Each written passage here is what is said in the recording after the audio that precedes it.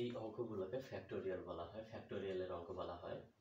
প্রথম যে অঙ্কটা আছে RASHED, এই শব্দটিকে কতভাবে সাজানো যায়।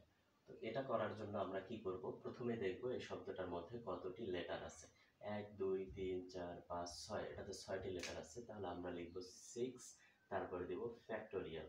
ফ্যাক্টোরিয়ালকে আমরা কিভাবে ভাঙাবো, সমান সমান 1 গুণন 2 গুণন 3 গুণন, এভাবে এখানে যে সংখ্যাটি থাকবে সেই সংখ্যা পর্যন্ত গুণ করে দেব।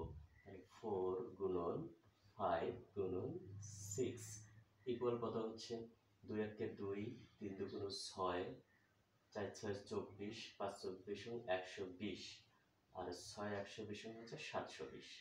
তাহলে হচ্ছে আমরা লিখবো 720। তাহলে এই শব্দটিকে 720 ভাবে সাজানো যাবে। এরপরে দেখি আমরা টাইপ 2, যেটা দ্বিতীয় নাম্বার টাইপ, BOOK, এই শব্দটিকে কতভাবে সাজানো যায়। তো আমরা হচ্ছে প্রথমটার নিয়ম অনুযায়ী আমরা লিখব 1 2 3 4, চারটা লেটার আছে, আমরা হচ্ছে 4 দিয়ে ফ্যাক্টোরিয়াল দেব।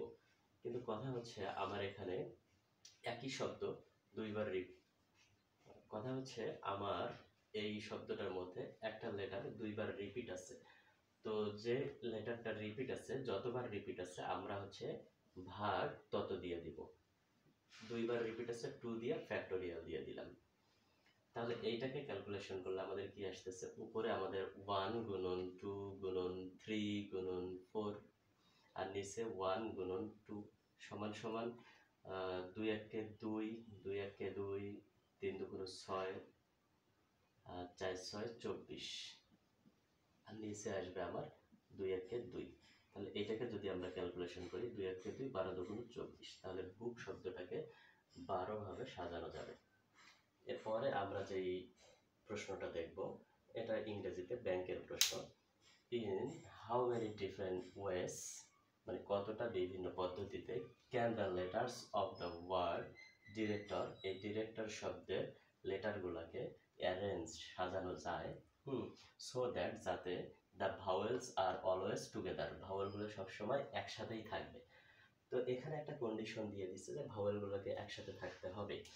আমরা কি করব, আমরা হচ্ছে আগে দেখি ভাওয়েল কয়টা আছে। এখানে হচ্ছে আই ই ও, তাহলে হচ্ছে আই ই ও, এই ভাওয়েলগুলোকে আমরা একটু আলাদা করলাম। তারপরে কনসোনেন্ট, বাকি লেটার কয়টা আছে, ডি আছে, তারপর আর আছে, সি আছে, টি আছে, আর আছে। তাহলে দেখেন প্রথমে আমাদের